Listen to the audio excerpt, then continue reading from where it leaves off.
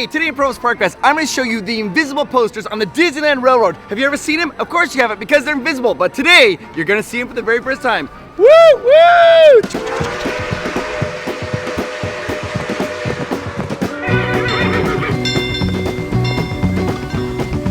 If you haven't already, go ahead and hit that subscribe button and like button. Thank you so much. Today on Provost Park Fest, we're going to do all the secrets revealed of the Disneyland Railroad. Woo! Woo! Now, Chris, Yes. I know you want to tell a lot of jokes, but you promised to stay on track. The Disneyland Railroad has carried over 287 million people. It's carried more passengers than any other attraction in Disneyland. The Disneyland Railroad was the very first attraction ever completed at Disneyland. In fact, it was completed so early that they used it to haul lumber to other parts within the park. The opera mill was the original lumber mill. They would load the wood on the train would then take it around to the other areas. It's like a workhorse. A workhorse. This is a replica of the Lily Bell. Walt Disney had this train, this is a replica of the train that was in his backyard. He built it up and went through all of his backyard. I mean, Walt had a huge love of trains. His dad worked on the railroad, his uncle worked on the railroad, and when he was younger, he actually sold tobacco on the railroad cars. He loved trains. He built this train through his backyard. Now, something happened that changed the way that Walt thought about everything. His train didn't have any brakes. There's no brakes. And he had some people who were on it and they were joyriding around, and the one guy who was controlling it didn't realize it, and it turned over, and one of the girls that was on it, she got scalded and burned. That's when Walt came up with the idea that children would never be hurt, that he always wanted to have safety on every one of his rides. That was pre-Disneyland. When you're waiting in the Main Street station, you can see this map. See how it lights up? That lets you know where the train is on the track. There are 5 trains. They never run all 5 trains at the same time, but there are 5 trains that Disney could choose from to use. Here we go. Train number 1, CK Holiday. It's a train to look like the Lily Bell, the little train that Walt had in his backyard.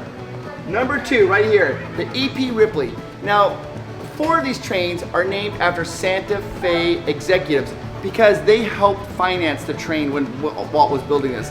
Santa Fe came in and helped it, so they named after 4 executives. The CK Holiday, the EP Ripley. Then these 2 trains, 1 and 2, were built specifically for Disney. Trains 3 and 4 were bought and brought in. The Fred Gurley and the Ernest S. Marsh. Then they built a special train, train number 5, and this was for a Disney Imagineer, Ward Kimball, who loves trains. That was really good. Thank you. I'm impressed you got that information in there. Thank you. Have you had any training?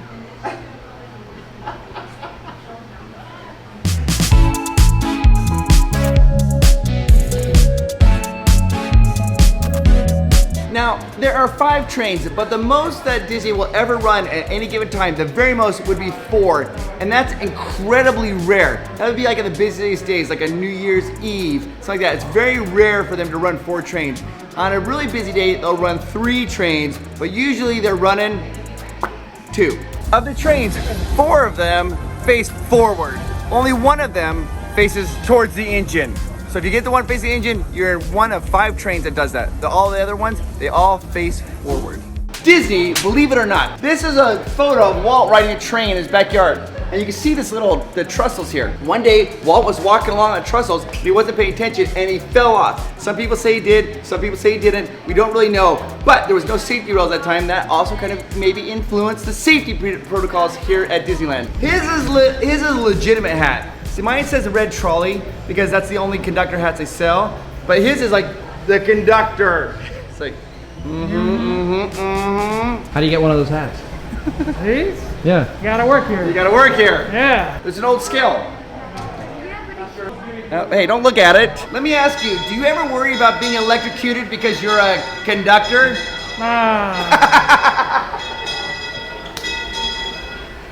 I'm so sorry. It happens. The train has multiple stations. You can get on and off at any of those stations. And if you want to just keep riding it, you can until the conductor and the engineers say, hey, we're getting off to take a break, and they change staff. Other than that, you can ride as long as you want. There are 4 train stations. You've got Main Street, then you go into New Orleans Square, then from there you go into Toontown, and the last one is Tomorrowland. Before the train can take off, the engineer who's in the engine, obviously, they have a green light in there. That green light has to turn green. That signifies to him that the track is clear up ahead. Until the light is green, the train cannot depart. The track is 1.2 miles. And if you want to do a complete loop, it takes you anywhere from 20 to 25 minutes. Now, if you ask a cast member how long it takes, they'll usually tell you 25 minutes because they don't know how long the boarding and unboarding process is going to be at each station. So they err on the side of caution, giving you a higher time. At the Main Street station, you'll see a pair of tracks that runs parallel. And it used to be that cars could go like this. Well, at one point, the switchman got a little overzealous and he pulled the switch and the car went down both sides like that. That particular switchmaster went to his locker and just quit because he knew that was a problem. And after that, they decommissioned that side of the track. Now it's just there. It has a nice little push car on it.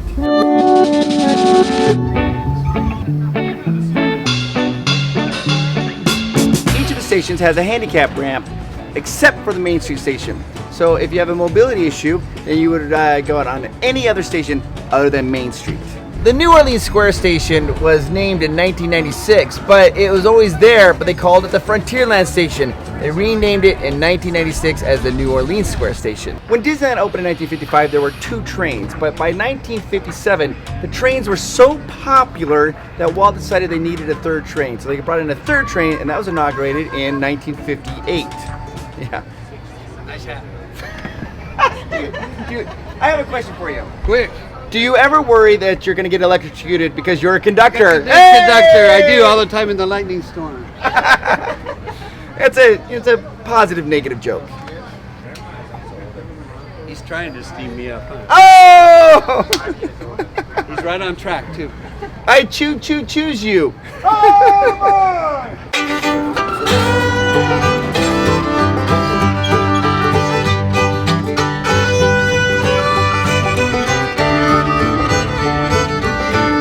That section of track that we're on is the newest section of track for the Disneyland Railroad. They built that when they're building Batuu, Star Wars Land. And that's the truth, hiding in train sight. Is that too weak of a pun? I found foxes. We're now in the Mickey's Toontown train station. Where you get off for like Toontown, Fantasyland, you know, the usual. Here you go, Steve, I got one for you. When a train is tired and can't go fast, it becomes a slow locomotive.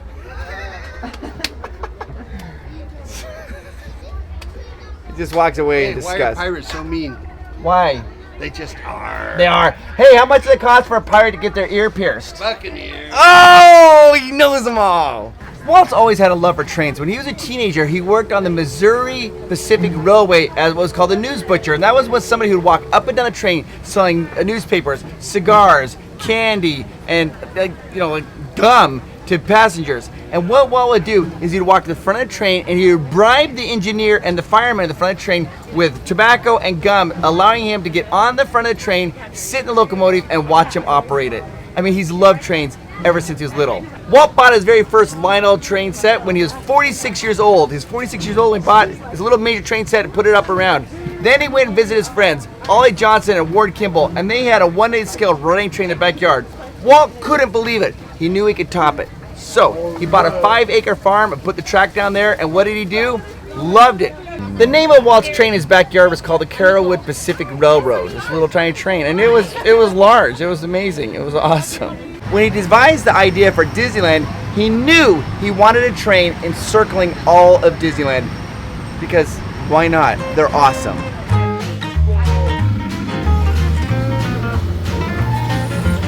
Sometimes you'll see a train that's pulling caboose. That caboose is called the Lily Bell, named after Walt Disney's wife, Lily. And if you're lucky enough, someday you might get a chance to ride in it. It's awesome. After you leave Tomorrowland, you can go into Primeval World, where the train goes through and you can see all these dinosaurs. Let me give you a list of the dinosaurs that you see. One, you see an Edaphosaurus. It's a reptile-like ancestor of mammals. You see a giant scorpion. You see a Megatura. I don't know what that is. A Brontosaurus. They renamed that. It's now called Apatosaurus. You also see a pterodon, and the pterodon starts with the letter P. Why don't you ever hear it go to the bathroom? Because the P is silent. One smile.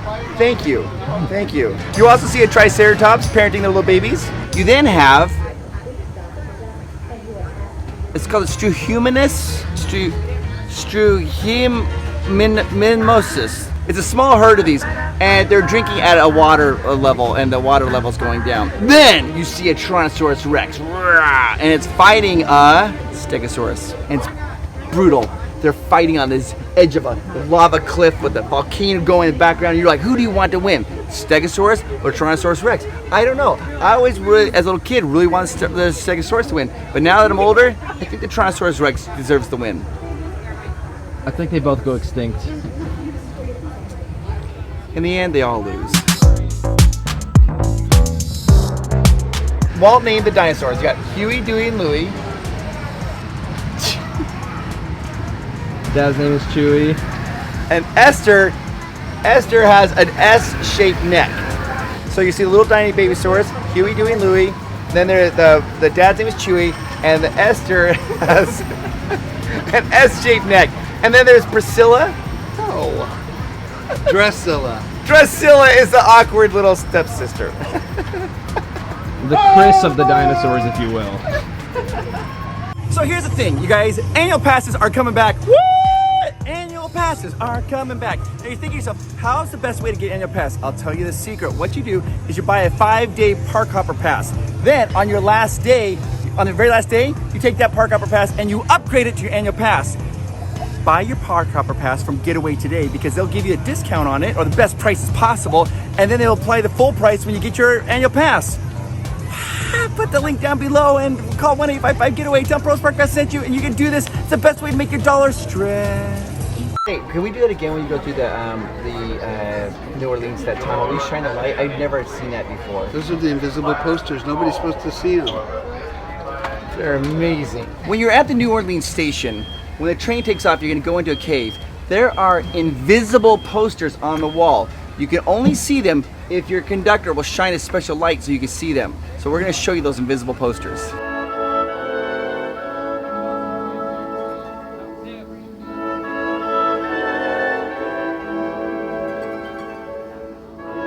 And you'll never see him again. Yeah. is also the gateway to Fantasyland. Invisible posters. Who would have thought? Yeah. They do exist. They do exist.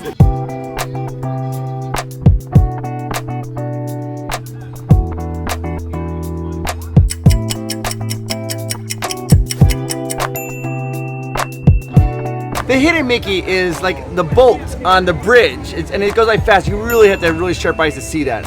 Hey, look who just joined me, cameraman Greg. Yo. There are, just when you're riding a train, just so you know, there are 4 tunnels that you go through. Woo woo! And this is the best tunnel. Dinosaurs, Dinosaurs, tunnel. There yes. you go. The engines are steam powered, so every once in a while they have to fill up the engines with water. And they heat up the water, creating steam. Using biodiesel. Biodiesel. What? They're releasing the steam right now. They do that in New Orleans Square, you hear that. Now the train is a 3-foot narrow gauge train. For you train enthusiasts out there, you understand what that means. I don't understand that, but it's a 3-foot narrow gauge train. Oh, I know, yeah. Let us know in the comments below. They fill up the train with water because it's steam powered. They fill it with 150 gallons, basically every other loop. Yeah, true. So it's like 75 gallons a loop. It's like, I can't even drink that much milk in an hour. That's your next challenge. The Incredicoaster gallon milk The challenge. 150 gallon challenge. Inside the engine, there's a firebox. The firebox is what heats up the water and turns it into steam to make it steam powered. Now the firebox has to get hot. Obviously, you have to use fuel to make it hot. What do they use? They use biofuel. What is biofuel? It is brought in from the restaurants. You believe that the restaurant, they bring in the grease from the restaurants and that biofuel from the restaurants, and they use that old restaurant grease to make it go. It's biofuel. It's called biodiesel, duh. That's biofuel. It's called biodiesel. When you're riding the ride, you're gonna see like a doghouse. If you look at the left-hand side of the train, and on the doghouse, it has the name Indiana on it. Now, that's a reference to Indiana Jones. In Indiana Jones, The Last Crusade, he tells his dad, he's like, well, I like the name Indiana better. He's like, the name of the dog was Indiana. So a little nod right there to Professor Henry Jones. When the train's about to take off, you're gonna hear 2 short blasts. Boop, boop. That means go forward. 3 blasts, boop, boop, boop, means go backwards. If you hear just 1 blast, boop, that means stop. But if you hear 2 shorts, is it 2 shorts and a long and a short? If you hear 2 shorts, too long, no. Too long and short. If you hear 2 shorts, a long, and then 2 shorts, that means that the train is going to go across, like a crossing. You will only hear that after the train leaves the Toontown station and just before it comes into the Tomorrowland station. You hear it go boop, boop, boop, boop, boop. If you hear 17 honks of the thing, that means the conductor's got tangled up in the cord. It's just like honking it. Is that funny? I'm not so sure. I'm not so sure. Right after you leave Tomorrowland, you're gonna go in and first see Grand Canyon. There is a diorama that goes along the back wall. That was painted by a Disney Imagineer who used to work on the animation, doing the backgrounds for an animation for the movies. It is the longest continuous diorama in the world. We're at the Toontown station. Originally this name was the Videopolis station because there used to be a little dance area here called Videopolis where teenagers would come and dance and mingle and, you know, do teenager things.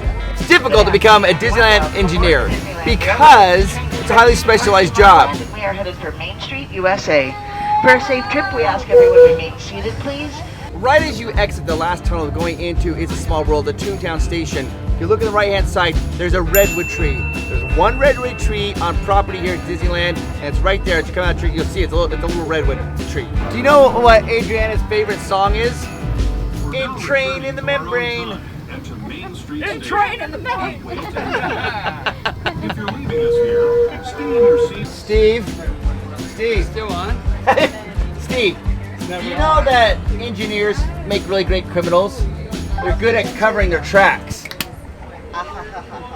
How did Minnie save Mickey when he almost drowned? How? Please remain seated all time. Keeping your hands. Mouse to mouse resuscitation. Mouse to mouse!